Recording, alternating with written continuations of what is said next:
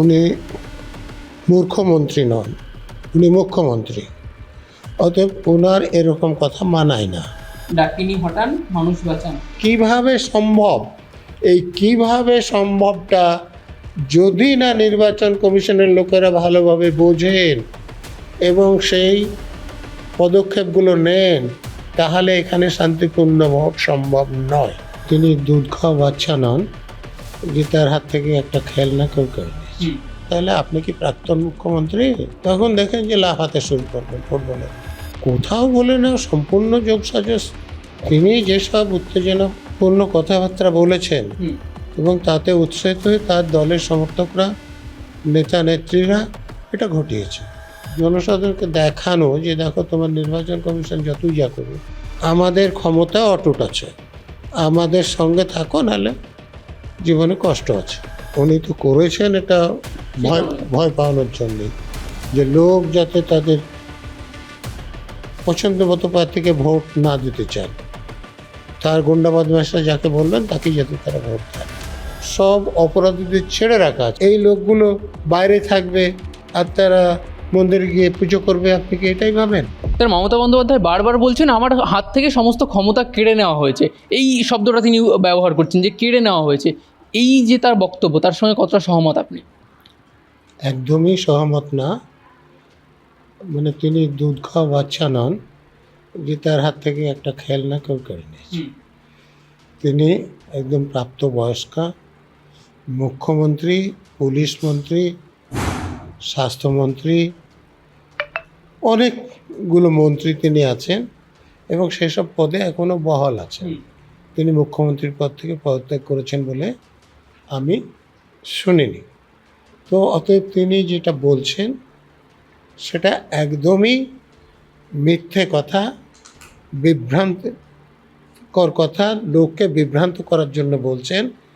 কোনো রাজ্যে যদি নির্বাচন ঘোষিত হয় তখন ইলেকশন কমিশনের হাতে কিছু ক্ষমতা দেওয়া হয়, এ রাজ্যেও সেটা দেওয়া হয়েছে, হ্যাঁ, আইন অনুসারে। এখানে তার বেশি কিছু ঘটেনি। মুখ্যমন্ত্রী বিভ্রান্ত করার জন্য লোককে এরকম কথা বলছেন। অনেক লোক আইনের ব্যাপারটা বোঝেন না, ফলে তারা বলছেন যে আহারে, এ আমাদের মুখ্যমন্ত্রী ছিলেন, তার কাছ থেকে সব কিছু কেড়ে নিয়েছে। তিনি কি প্রাক্তন মুখ্যমন্ত্রী বলা যায় তাকে বর্তমানে? মুখ্যমন্ত্রীর পদে আছেন, তাকে আপনি প্রাক্তন বলবেন কি করে? তিনি যে দায় সারাভাবে কথাগুলো বলছেন, তাহলে এগুলো কেন? এই প্রশ্নগুলো আপনারা তাকেই করতে পারেন যে তাহলে আপনি কি প্রাক্তন মুখ্যমন্ত্রী? তখন দেখেন যে লাফাতে শুরু করবেন ফুটবলের মতো। তার এই যে বক্তব্য এবং এই সঙ্গে মোথাবাড়ির যে ঘটনাটি ঘটলো, কোথাও কি কোনো যোগসাজক খুঁজে পাচ্ছেন আপনি? কোথাও বলে না সম্পূর্ণ যোগসাজশ। তিনি যেসব উত্তেজনাপূর্ণ কথাবার্তা বলেছেন তাতে উৎসাহিত হয়ে তার নেতা নেত্রীরা যেসব কথাবার্তা বলেছেন এবং তাতে উৎসাহিত হয়ে তার দলের সমর্থকরা, নেতা নেত্রীরা এটা ঘটিয়েছে। সেখানে উপস্থিত থাকা একজন আইনজীবীকে গ্রেপ্তার করা হয়েছে, কিন্তু সেখানে সাবিনা ইয়াসমিন ছিলেন, তাকে কিন্তু এখন গ্রেপ্তার করা হয়নি। এই বিচারিতা, আইনজীবী যদি এই অপরাধ করে থাকেন তাকে তাহলে গ্রেপ্তার করা অন্যায় নয়, কিন্তু সাবিনা ইয়াসমিন যদি এই অপরাধটা করে থাকলে তাকেও গ্রেপ্তার করা উচিত। এখন আপনারা যে গ্রেপ্তারের কথা বলছেন সেটা রাজ্য পুলিশ করেছে, কিন্তু সুপ্রিম কোর্টের আদেশ অনুসারে কেন্দ্রীয় তদন্তকারী সংস্থা তদন্তভার নিয়েছে।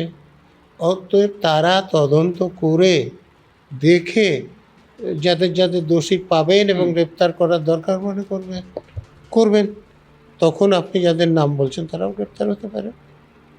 স্যার, এইখানে আরেকটি মিথ্যা ঘটনা যেটা রটানো হচ্ছে যে বিডিওর, সেখানে স্থানীয় যে বিডিও, তার গাড়ির তলায় চাপা পড়ে নাকি দুজন লোক মারা গিয়েছে।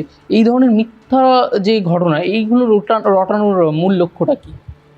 আমি আরও একটা এরকম ঘটনার কথা বলি, তখনও তিনি মুখ্যমন্ত্রী হননি। যে বেদি ভবনের আন্দোলন চলছিল, তো সেখানে তিনি এরকম প্রচার করে দিয়েছিলেন যে আমার ব্লাউজ ছেড়ে দিয়েছে, আমার হাত কামড়ে দিয়েছে এবং গুলি করে মেরে দিয়েছে, এরকমও ঘটনা হয়েছিল, তাতে লোক ক্ষিপ্ত হয়ে ঝামেলা ঝঞ্ঝাট করে। তো এটা করা হয়েছে যে লোককে আরও উত্তেজিত করে, যে সরকারি কর্মচারী যারা তালিকা সংশোধনের কাজে আছেন তাদের উপর যাতে লোক আক্রমণ করে, তার জন্য করা হচ্ছে। মানে কোথাও কি স্যার এই পুরো বিষয়টা নির্বাচনকে পিছিয়ে দেওয়া বা এইরকম কোথাও কি দাঁড়াচ্ছে? অনেকগুলো কারণ আছে। যেমন প্রথম একটা কারণ, নির্বাচন কমিশন আইএএস আইপিএস অফিসার এবং তার নিচেও কিছু অফিসারকে বদলি করেছে। তো এটা দেখানো যে যাদের বদলি করে নতুন আনা হয়েছে তারা কোনো কাজের লোক নয়, বদলি করেও এগুলো থামানো যাচ্ছে না। আর দ্বিতীয়ত, এটা সব থেকে বড় কারণ, তাকে ভোটে জিততে হবে, তো জনসাধারণকে দেখানো যে দেখো তোমার নির্বাচন কমিশন যতই যা করুক, যাকেই চিফ সেক্রেটারি করুক, ডিজি করুক, সিপি করুক, আমাদের ক্ষমতা অটুট আছে, অতএব আমাদের সঙ্গে থাকো, নাহলে জীবনে কষ্ট আছে। স্যার আপনি বলছেন জীবনে কষ্ট আছে, মুখ্যমন্ত্রী আজকে সভা থেকে বলছেন যে এই অবস্থায় কেন্দ্রীয় বাহিনী কি করছিল, যেখানে কেন্দ্রীয় বাহিনী থাকার কথা সেই অবস্থায় এই সমস্ত ঘটনা কি করে ঘটলো? দেখুন, উনি মূর্খমন্ত্রী নন, উনি মুখ্যমন্ত্রী, অতএব ওনার এরকম কথা মানায় না। কারণটা এরকম, আমি একটা উদাহরণ দিয়ে বলছি। এই যে এখানে যারা ঘটনাটা ঘটালো, তাদেরকে এই ঘটানো থেকে বিরক্ত করার প্রাথমিক দায়িত্ব কাদের? স্থানীয় যে প্রশাসন আছে, পুলিশের লোক আছে, তারপরে ম্যাজিস্ট্রেটরা আছেন, ডিস্ট্রিক্ট ম্যাজিস্ট্রেট আছেন। দেখবেন যে সুপ্রিম কোর্ট ডিস্ট্রিক্ট ম্যাজিস্ট্রেটকে শোকজ করেছে, এসপিকে শোকজ করেছে। তারা যদি মনে করে যে সেখানে যে ফোর্স আছে সেটা যথেষ্ট নয় এদেরকে ট্যাকেল করার জন্যে, তাহলে তারা, যেমন রাজ্যের স্টেট আর্ম পুলিশ আছে, কি ইস্টার্ন ফ্রন্টিয়ার রাইফেলস আছে, কি কলকাতা আর্ম পুলিশ আছে, তাদের সাহায্য যেমন নিতে পারে, তেমনি তারা কেন্দ্রীয় বাহিনীরও সাহায্য নিতে পারে। তো কেন্দ্রীয় বাহিনীর লোকেরা তো নিজে থেকে গিয়ে কোনো ব্যবস্থা নিতে পারে না, আইন সে কথা বলে না। তো তাহলে যারা প্রশাসনের লোক ছিলেন, এমনকি ঘটেছে যে তারা কেন্দ্রীয় বাহিনীকে ডেকেছে, কিন্তু কেন্দ্রীয় বাহিনী সেখানে যায়নি, এরকম ঘটনা তো হয়নি। হয়তো মুখ্যমন্ত্রী যেটা বলছেন সেটা লোককে বিভ্রান্ত করার জন্য বলছেন, সেটা সঠিক কথা নয়, সেটা সত্যি কথাও নয়। স্যার যেখানে জজেদের অবস্থা এইরকম অবস্থা, এইরকম ভিডিও ক্লিপ আমরা সামনে আসছে, ভাইরাল হচ্ছে, সেইখানে জনসাধারণ তো ভোটের মুখে ভয় পাবে, এটা স্বাভাবিক নয় কি? তো উনি তো করেছেন এটা ভয় পাওয়ানোর জন্যেই, যে লোক যাতে তাদের পছন্দ মতো প্রার্থীকে ভোট না দিতে চান, তার গুন্ডা বদমাশরা যাকে বললেন তাকেই যাতে তারা ভোট দেন, কিংবা ভোট দিতে নাই যান। ভোট পিছিয়ে যাওয়ার কোনো সম্ভাবনা দেখছেন কি আপনি, বা অন্য কোনো উপায়ে ভোট হওয়ার কোনো সম্ভাবনা দেখছেন কি এই ঘটনার পর? দেখুন, ভোট পিছিয়ে দিলে নির্বাচন কমিশন সুষ্ঠুভাবে নির্বাচন করতে পারবেন এরকম কোনো গ্যারান্টি আছে? নাই। তাহলে ভোট পিছিয়ে লাভটা কি? এই পরিস্থিতি তো সেটা সম্ভব বলে মনে করছেন আপনি? তো পরিস্থিতি তো এর থেকে খারাপ হতে পারে পিছলে। কিন্তু এই পরিস্থিতি কন্ট্রোলটা কি করবে? কন্ট্রোল নাকি করা হচ্ছে না? দেখুন, পরিস্থিতি তো প্রশাসনকে করতে হবে। তো এখন যেহেতু প্রশাসনের উপর নির্বাচন কমিশনের কর্তৃত্ব আছে, নির্বাচন কমিশনকে নিশ্চিত করতে হবে যাতে এরকম ঘটনা না ঘটে, এবং তার জন্যে অন্য রাজ্যের সঙ্গে আমাদের রাজ্যে ভোটে ফারাক আছে। আমাদের এখানে শাসক দলের পোষা গুন্ডা বদমাশদের হাতে বোমা আছে, গুলি আছে, সেগুলো উদ্ধার হয়নি, সব অপরাধীদের ছেড়ে রাখা আছে। যেমন তামান্নাকে যারা খুন করেছিল তাদের সকলকে এখনও অ্যারেস্টই করা হয়নি, তো তারা তাদের খেলা দেখাবে না? এই যে কাকুলিয়াতে যে সোনাপুর বাড়িতে ইডির রেড হলো, তো সেখানে তাকে কি আমাদের রাজ্যের পুলিশ অ্যারেস্ট করেছে? তো এই লোকগুলো বাইরে থাকবে আর তারা মন্দিরে গিয়ে পুজো করবে, আপনি কি এটাই ভাবেন?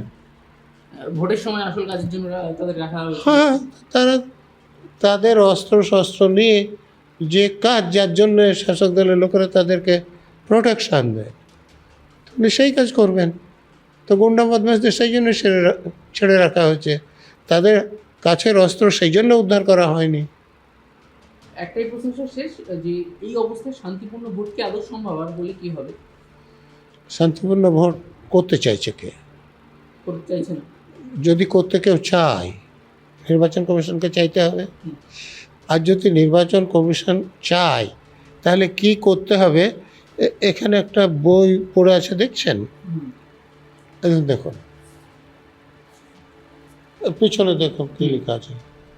কি লেখা আছে বলুন? ডাকিনি হটান, মানুষ বাঁচান।